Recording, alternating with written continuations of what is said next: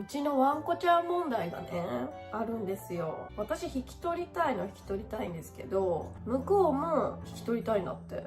ちょっと意外だったんですけど、言ってるだけなのかなとも思うんだけど、そんなにすごい興味があるわけでもないっぽいし、なんかちょっとよくわからないんですよね、本当に。なんか俺は犬が大好きだとか言って、俺の犬がって言われには結構冷たいというか、なんだろう、あれはアメリカ人の感覚なのかな。ペットはペットみたいな。なんか日本人みたいにペットは家族みたいな感じじゃない感じなんですよね。だから感覚が違うのか、なんでこうちょっと温度差が、